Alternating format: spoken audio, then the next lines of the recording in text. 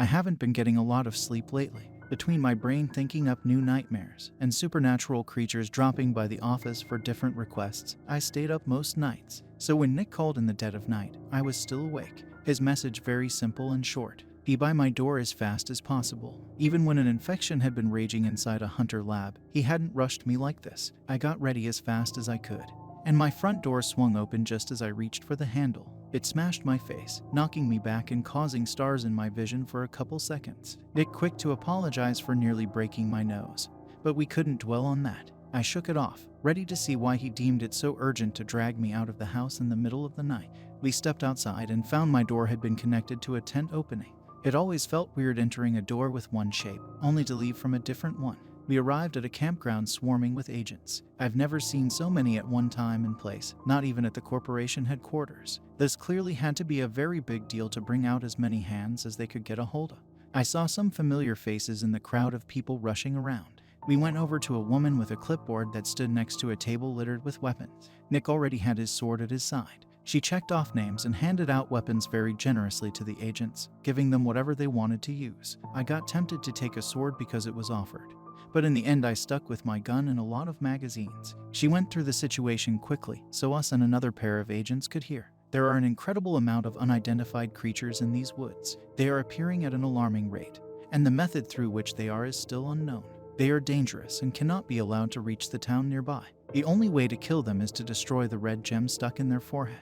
If you are injured, make your way back here for treatment. That is all, now be on your way. She dismissed us to do the task requested, because I couldn't see in the dark very well. Nick brought us over to where I could get a charm to see better. The entire place very busy with agents running around, but with no one shouting out orders. Everyone seemed happy to work together and help each other. I had expected the corporation to be more of a strict operation, run in a military-like fashion, but even in such a stressful situation, everyone acted pretty upbeat. We got stopped by 526 and 706 while still in the busy area. They wanted to hand over a crude map other agents were trying to put together of the woods, and where some of the unknown creatures had been spotted. They directed us to a spot that so far needed to still be looked over. Both still wore the bracelets I'd given them as a good luck charm, but also their nails were painted, which I commented on. They proudly stated their older brother painted their nails. They hurried off to take care of their own section of the forest, not worried in the slightest over the threat.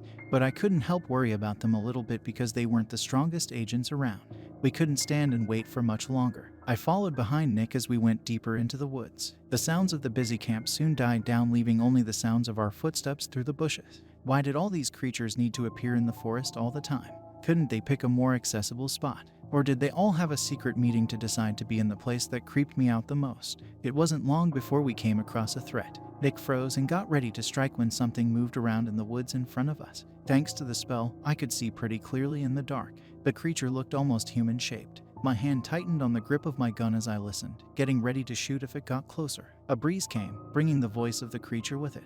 Kill ... kill ill. The words nothing more than a gasp of breath. It sounded scary as all hell. Nick wanted to get a clear shot but didn't get that chance. The creature noticed us, the head literally snapping in our direction. I let out a loud screech that echoed through the air, and it caused other creatures to be alerted to our location. Soon, more forms came crashing through towards us. Nick swung the orchestra, sending out a shockwave that cut the approaching creature in half. I was busy shooting, trying to take out anything coming closer, but I noticed how subdued the attack sounded from him. Instead of taking out a line of trees, he barely cut through one. With a creature nearly on top of me, I tripped over my own feet, raised my gun up to the face of the thing about to bite my face off, and got a lucky shot off. The face exploded in what looked to be fragile stone instead of flesh. I got a good look at what we were facing. The bodies had been made of a mixture of human parts, mostly able to stand stably, clearly flesh and blood.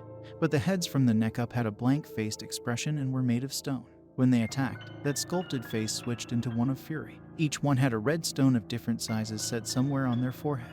One got very close to Nick while his back was turned, so I couldn't see his expression. My mouth dropped open in shock when he dropped his sword, and both of his hands reached out to take the monster by the face as if they knew each other. When his palms made contact, the creature stopped moving. An almost calm expression appeared on its face as the body started to crack and turn to dust, leaving the small fragment of the red stone behind. Nick gripped the small stone in his hands and pressed it to his chest. He fell to his knees, leaning over as if trying to protect what he was holding. With other creatures still moving and trying to kill us, I couldn't go to him. I needed to do the horrible task of shooting the others to kill them. The head crumbled, but the bodies remained behind after I shot the gem to pieces. Some of the limbs started to fall off as if whatever kept them on loosened after the gems were cracked.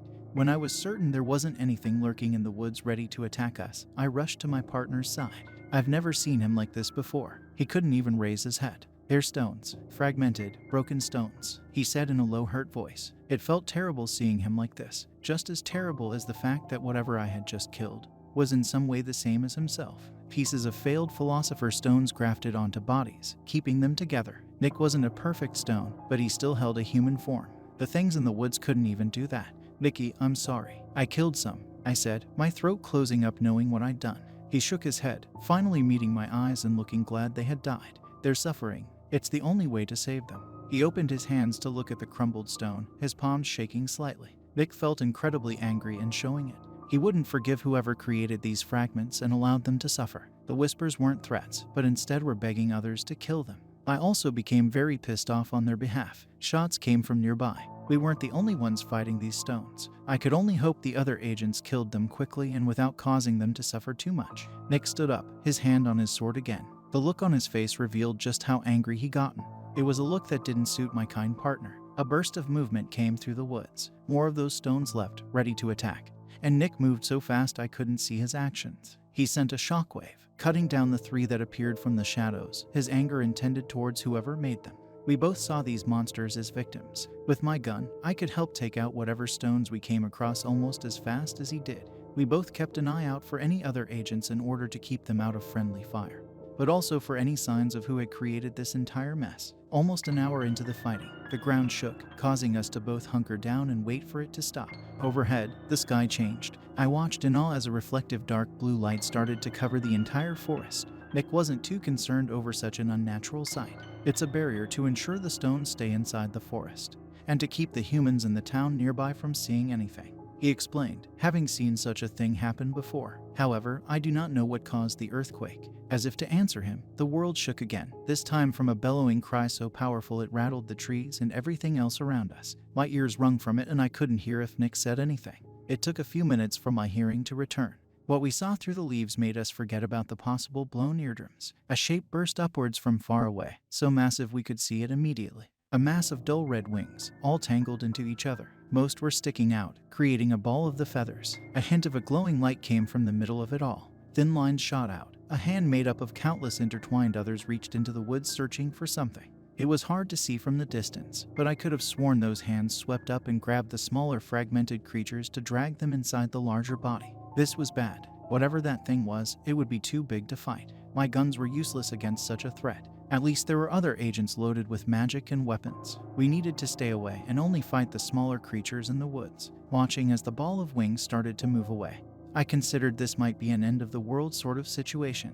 Anything this large might as well be won. To my shock, Nick started to move towards the massive threat. I grabbed his wrist before he got too far. We needed to stay back, no matter what he knew that I didn't. With regret on his face, he nodded in agreement. We started to move away and towards the camp to see if we would get some new orders or be told what was going on. We never made it. Just when my hearing returned, someone grabbed my neck from behind. I stopped, startled. The cold barrel of a gun pressed against my temple and I couldn't turn my head to see who just taken me hostage. I was lucky to find you too. Now, drop your weapons and come with me or else your partner gets their brain blown out. A raspy voice from behind spoke. Nick stopped, a stern expression on his face. He carefully set down his sword, but I hadn't dropped my gun. Something wet soaked through the back of my shirt from where I pressed against the mystery person. The arm wrapped around my neck was covered in dried blood. A small flicker of an expression from Nick told me what I needed to know. I could fight this person. Letting out a scream, I pushed back hard. Both of us slammed against a tree, the other person gasping for air. I snatched the gun from him, ready to fight him some more, only to see my attacker slumped over. His front half was also covered in blood from an open gash. He'd been bluffing and weak. Not really an impressive victory on my end. Damn, I really thought that would work. He coughed. He looked older, wearing glasses and dressed in a stained lab coat. The gun he held was the first his hands had ever touched. He was not the kind of person who should be out in the woods dealing with monsters. You're human,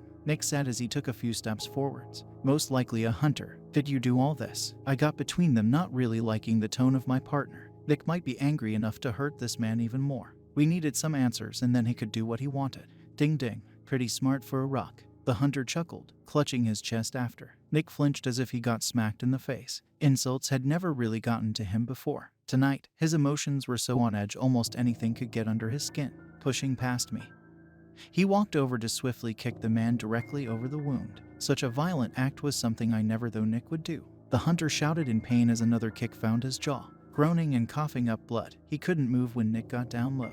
I was also frozen, not able to stop whatever he was about to do. Scratching came from the dirt as Nick started to draw something in front of the man.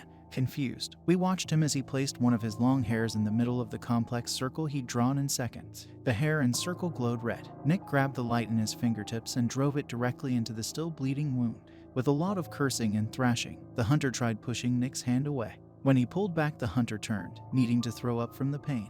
Nick's hand held a shard of bloody metal I guessed had come from inside the man's chest. He looked awful and still couldn't stand up, but at least he wasn't dying. Couldn't you heal me in a nicer way? The hunter choked, sitting up against the tree again. Nick just stared down, the metal dripping blood in his hand in a very threatening manner. It could be returned where he found it if he didn't get the answers he wanted. Another distant roar came from the massive wings. The man paled, with sweat breaking out on his face. We may have made a mistake, he admitted. That was an understatement. We both waited, expecting him to go on, knowing there wasn't any way around it. He sighed, starting to say what happened. There is a hidden underground lab nearby. Destroyed now, after we lost control of those fragments. They were just tests. The real goal was to create a perfect stone. That big mess was the nearest we'd gotten, he said, needing to pause between words. There is no such thing as a perfect stone, Nick corrected, clutching his hands into fists. I beg to differ. We've heard reports about you. An unfinished stone the corporation would never admit to having. But you're not unfinished, are you? Is that why you're looking down at me with such hate in those dark eyes? You're disgusted by these imperfect imitations. As he spoke, the hunter started to half stand, his voice pitching up in glee over being in front of something he'd worked so hard to recreate. The ground rumbled under our feet. A battle against that imperfect stone had started, close enough to hear, each roar making the leaves tremble. It's crying. Nick's voice so quiet it almost wasn't heard over the sounds of the distant fighting. He never wanted another person to go through what he did, nor did he ever want another stone to be created, perfect or otherwise. What's the point of all this? My partner demanded. The hunter's face faltered for a moment. He was unaware of the fact those fragments could feel anything. It shook his worldview, but only for a moment. Resurrection, something only a stone can do. Not even magic can bring back the dead. We stayed silent after his answer. Nick looked away, his few isolated memories of his past haunting him. He'd been used to bring back someone before. I couldn't bring myself to ask much about it, knowing how much it hurt him. Even with a stone, you couldn't bring back a person for free. The cost often outweighed the benefit, seeing how many of the fragments had already suffered. This time the cost without a doubt wasn't worth the end goal. I don't care how much you miss someone, do you have any idea what you've done? What if the corporation didn't get here in time and those fragments arrived in town? People could have died. You're risking agents' lives over this, not to mention whatever damage that imperfect stone might still do. I yelled, more than pissed off in the moment. The hunter laughed, coughing a little, showing Nick really held back on healing him. Agents' lives. Do you think I give a shit about supernatural creatures dying? In the town, you dare bring that up? How many humans have creatures slaughtered? Taking out a few agents is a bonus. I can only hope that imperfect stone keeps going and finishes off this rotten world. Our combined research can be sent to guide other hunters in a different world to be even closer to our real goal. I wanted to punch him, holding back. I let him do his villain monologue for a little bit longer. Reaching into his ruined lab coat, he brought out a very small vial. It almost appeared empty when he turned it, showing a single piece of silver hair. Other hunters are going to come by to pick this up. A piece of hair of the original Silver King. Something not a single creature can touch. Our perfect weapon against you, and what we can use to bring back the first king. The one who was turned on by his subjects and became a tool for creatures to use. A king that loves humans more than his own subjects. And one that can wipe you all out with the blink of an eye, after seeing the horrors you've done to humans while he's been gone. He'll side with us, finally removing every creature from hay. Reaching over, I took the vial from his hand. He looked shocked that I could touch it, let alone take it from him. The hunters never considered I was human that worked for the corporation. When he recovered, it was far too late. I put the vial in my pocket, to be turned into the higher-ups later. Vic being between us easily held the injured man back. Now that we knew what was going on, we needed a plan. The hunter thrashed around, trying to get the vial back. Nick landed a swift punch in the man's face, and it cracked with such force that it showed how personal he took the creation of the other stones. The hunter crumpled to the ground, nose freshly bleeding. I really seemed to be a bad influence on Nick. Footsteps caused us to raise our weapons. Nick ducked down to grab his sword again. A startled 526 and 706 walked out from between the trees. They were a bit scuffed up, but not overly harmed. They looked at the knocked-out human covered in blood, wondering what was going on. We explained and asked a favor of them. Nick wrote some notes to be handed off to the higher-ups back at the camp. We asked them to bring back the hunter so we could carry on to the bigger fight. Both were glad to help. 706 Seconds' eyes kept darting around, and one of his arms was tucked under his jacket. I thought he might be hurt, but he meekly showed a small brown rabbit being carefully held in one arm. These two should really be put in a safe spot and not forced to go near the rampaging imperfect stone. With the hunter handed off to be questioned further, we started towards the bigger fight. If Nick could crumble the fragments, then maybe he would be able to take care of the bigger stone-based creature. Along the way we came across more of the fragments, slowing us down. One got a lucky cut across my cheek. When they were taken down, Nick made us take a break so he could quickly put a band-aid over my cut, even though I told him it was fine. "Can you wait here for a second?" he asked, placing his sword against a tree. He started up a slight hill. The battle sounded so close we didn't have the time to stop, and him setting down his weapon was confusing, but I trusted my partner far too much to question it. "We need to kill the imperfect stone. I believe it's been activated in order to try and bring back the Silver King. Being imperfect, it cannot create the magic needed for such a thing and is absorbing everything in sight. If we don't stop it, the entire world will be taken," Nick explained. "Do or have to kill the stone? I mean, is there any way to change it? Or something like that?" I asked, looking up at him. His eyes landed on mine and a smile came to his face, one that told me the answer. We couldn't do anything for the stone besides killing it before it hurt too many other people. I still found myself wanting to try. A loud crash came through the trees, making me cry out a warning to Nick. One of those long strands of interconnected arms was heading right for him. He didn't move out of the way. To my horror, Nick let himself get scooped up. Grabbing his sword, I ran after him. Soon, his body disappeared through the leaves to be dragged back to the main body of the imperfect stone. I cursed him for fooling me like that. Once I got him back, he would get a very strong talking to. Coming out from the trees, I literally ran into the fight. The huge tangle of wings was in the middle, the arms reaching out to grab agents off the ground around it. The sounds of the fight were nearly deafening. So much magic was being tossed around it made the air crackle. Bullets let loose into the massive wings to no result. I realized just how small and powerless I was. Armed with only a handgun and a sword, I couldn't do much when so many agents threw magic strong enough to take out small cities. I saw one about to be taken away and swung the orchestra without thinking. It knocked the hands back long enough for the agent's partner to get him out of there. But something was wrong. The orchestra felt weak, very weak. I focused on the sword, not feeling that much of power from it. It trembled in my hand from exhaustion. When we fought in the woods, Nick didn't use it that much. I never would have guessed it was because his sword had gotten tired out. I couldn't risk using it again. One more forced attack might hurt the sword. I moved over to a tree that was still standing and then stuck the orchestra in the dirt simply because the scabbard went with Nick. Taking out the ruby charm he gave me so long ago, I hooked it to the hilt. I could feel the sword felt angry it would be left behind, but it calmed slightly by being given the trinket. "I'll get him back," I told the sword. I could only hope no other agent saw it and tried to use it when I left. I didn't really have a plan. I didn't want to be grabbed the same way Nick did. That would put me at the mercy of the creature. I needed to get inside of the ball of wings on my own terms. There were some cracks between them, but they shifted closed pretty quickly. The only opening that stayed clear was near the top of the ball, so I needed to climb up there somehow. Nick was going to be pissed I was yet again going to jump into the mouth of a creature, but he was to blame this time. I ran, not knowing how I would pull this off, when something caught my arm. A grip so strong it pulled me off my feet, and a claw tore my shirt. "Human, this is no place for you. Get back to camp."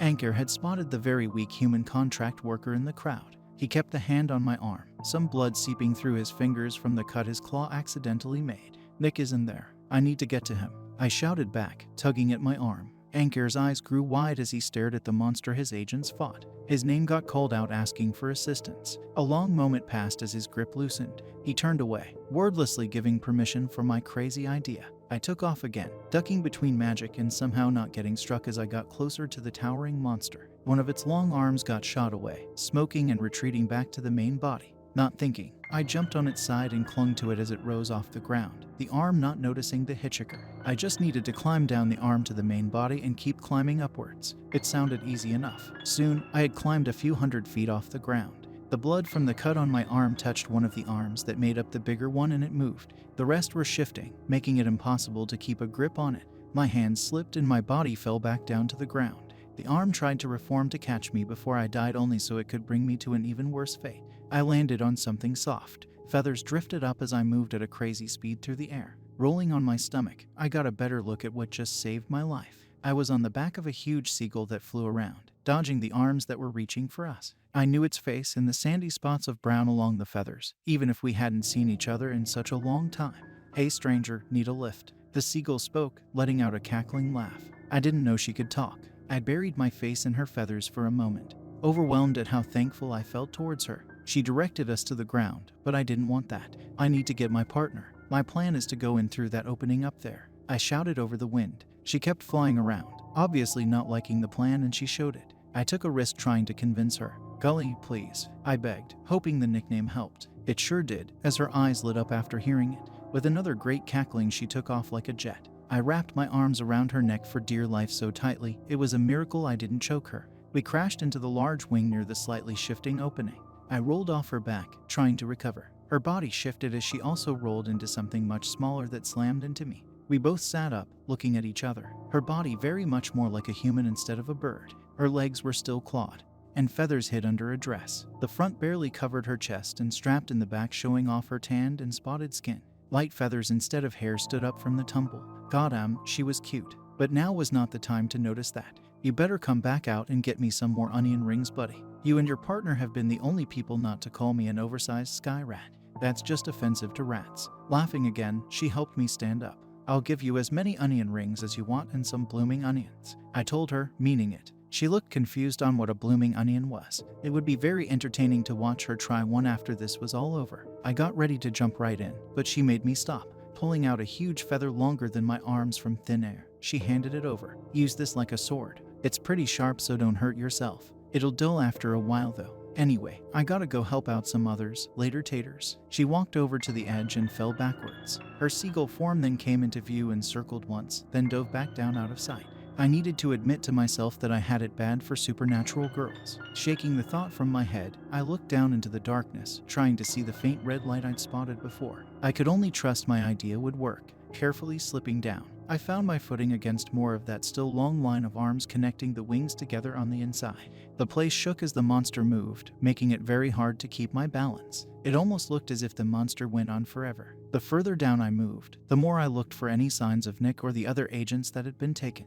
By sheer luck, I saw a spot between the wings open enough to let an arm inside, a limp form in its grasp. I watched it as it went further in, and near to one of the outer walls. With a lot of difficulty, I made my way over to the spot. A long mass of arms meshed together like tree roots blocked my path. When the creature moved, the line of arms shifted. I timed it so I could squeeze through before it closed and crushed my chest. Inside the enclosed space were more walls made up those arms. Some agents were held onto that wall, most of their body covered by hands, each person asleep and appearing drained. I checked the pulse of one to find it very weak. I wanted to cut them loose, but worried if I harmed the arms holding them, I would alert the stone of an intruder. Somehow, it found out anyway. An arm sprang up, slashing my shoulder. I ran back, trying to defend myself. Soon, more joined it, forcing me to make a run for it. The feather sliced through some of the ones that got too close. I moved blindly to anywhere I could get some footing. I quickly became outnumbered. The arms landed more minor wounds on my body. Unlike the agents, I didn't heal. A color I knew very well flashed in the corner of my eye. Slashing down arms, I saw Nick in the distance. Now I had a goal. I pushed through, cutting and slicing, and no longer worried all that much about my own body. By the time I reached him, both my upper arms were covered in long cuts and my hands were covered in my own blood. I cut at the hands, holding him back in between, cutting away the ones attacking behind me. My feather gradually got duller like Gully had warned. I just needed a little bit more time. The last hand held him around his throat. I worried I might cut him by accident, so I pulled on that hand, getting some of my blood on his cheek. So many of those arms shot out, wrapping themselves around my body to pull me back. I screamed, still holding the arm that kept Nick pinned. It came loose as I was pulled away. His limp body fell towards the ground. I screamed again when hands reached up to catch him. I hadn't come this far not to save him. The arms dragged me back, and I pushed myself forward with all the strength I had. Something else moved around Nick. A form came from the floor, a pair of arms holding him upright from behind. A person without legs appeared, their upper half pressed against his back and face near his ear.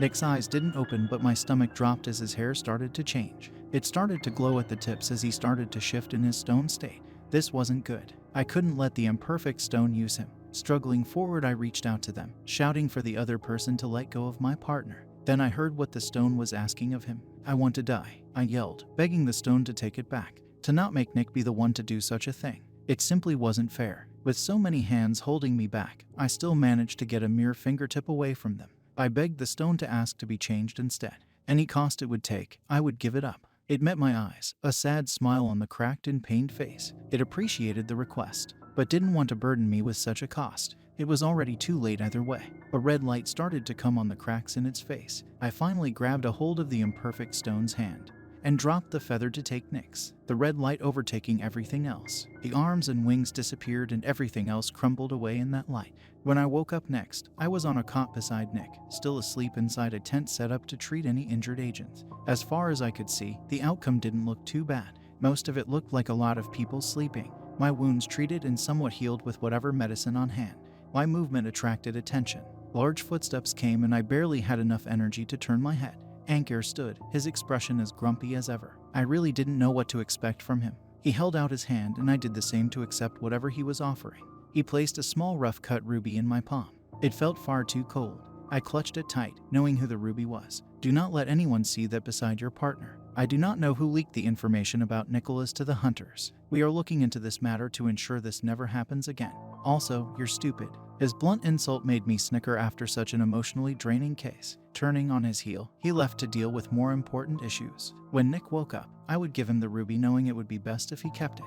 We didn't see each other for a couple of days after everything happened. At home one night, while still healing up from my minor cuts and ready to go to sleep, I heard a knocking at my door. I hurried over, hoping it was Nick. He normally slept a lot and felt very weak after using his weird power. Opening the door, I saw he appeared fine. He held a file folder in his hands, but he didn't mention a case. May I come in for a personal request? He asked. He didn't even need to ask. I let him inside so he could sit at my kitchen table. The file folder lay in front of him as I stood. He sat sideways on his chair to speak. Are you feeling all right? I asked him, not sure how to start talking about what happened. I'm fine, not as tired as other cases. Abarash is doing a few tests just to be certain. I came to understand how close I was to death and reflected on that. We'd both nearly died pretty often. I really didn't know why this time was what got him thinking. Opening the folder, he pushed the papers in my direction and placed a pen on top. If you're comfortable with it, please read through these forms. You may sign them or not. After I realized I was without any family to pass on my assets, I made a will. You'll be the one to inherit most of the funds, along with the mansion. Mickey, I choked out from shock. I never wanted to think about losing him. Getting his money and his crazy house would almost be too much. I would rather struggle with money for my entire life than be without him and get rich. He shook his head, wanting to go on. The papers weren't a will. I didn't know if I needed to sign something like that. With his hands neatly folded in his lap, his tone became more embarrassed. These forms are not required for you to inherit, and they hold no legal standing on the human side of things. Supernatural families have a tradition of growing their power by accepting others into them. It's a little bit complicated, but it's normal for them to adopt uncles or cousins. This would only be recognized by the corporation. But what I'm asking is, he paused, the tips of his ears turning a slight red. I couldn't believe what I was seeing. Bowing his head to hide the rest of his red face, I saw just how colored his ears got by the question he wanted to ask. Please let me formally call you my brother. After he spoke, it became so silent I could hear him breathing. I didn't notice it, but I was holding my own breath. I slowly let it out and my body acted without me even knowing. Ugly tears flowed over my cheeks, and when Nick looked back up, he panicked over the sight. I smothered him in a hug, not letting him stand up or escape it. With his arms tightly around my waist, he let me cry myself out. Even after I was done, I didn't let go of him. I wanted to sign those papers right away. When I tried to move to do so, I realized I was locked in place. Nick didn't release his grip. At first, I thought he might still be a bit emotional. You went inside another creature's mouth, he pointed out, sounding disappointed. In my defense, you went in there first. That was not the reply I should have said. I struggled trying to get away as he kept one arm around my chest and stripped his suit jacket off. Nick was pretty strong when he had a goal. In a flash, both my arms were inside his jacket, and he tied the sleeves behind my back like a straitjacket. I sat, wriggling, attempting to get free. If he'd gotten his hands on enough bubble wrap, he would have cocooned me in it. I needed to promise him 10 times I wouldn't keep walking into monsters' mouths while on cases, and he even produced an extra paper to sign. When he knew I spoke honestly, he untied the sleeves so I could start reading and signing.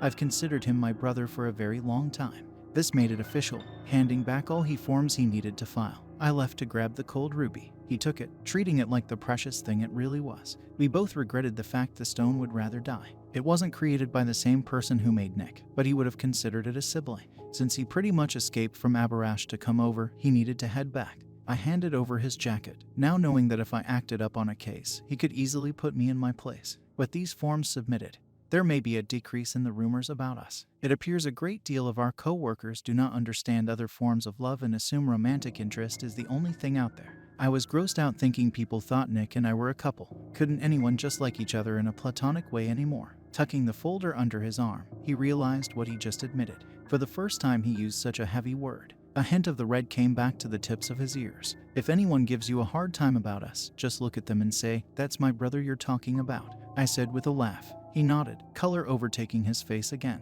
It was still too soon for him to talk like that. It would take a while longer for him to even be able to use the word brother in front of others when it came to us. After everything he'd been through, I didn't blame him. But that didn't stop me from embarrassing the hell out of him. I mean, that's what little brothers did after all. "Hey, Snickerdoodle, you know I love you, right?" He nearly dropped his papers. Flustered, he quickly said he needed to head back to the office, hurrying away and trying to hide his face. I was totally going to pull a stunt like that again. Nicky was no longer safe, and he got himself in this mess. I just needed to wait for the right chance for attack. Later that night, he got me back. I found it hard to sleep, my still healing cuts itchy. As I looked up at my dark ceiling, a light came on as my phone started to ring on the bedside table. Being so late, it could only be work. I picked it up, not bothering to check the number. "I love you too. Please stop trying to get eaten." The phone clicked as the call ended. Nick had hung up without giving me a chance to respond. My face turned as red as his did and I needed to press my hands against it. If nearly getting eaten led to him being this nice, I needed to find some big hungry monsters to tempt fate at least one more time.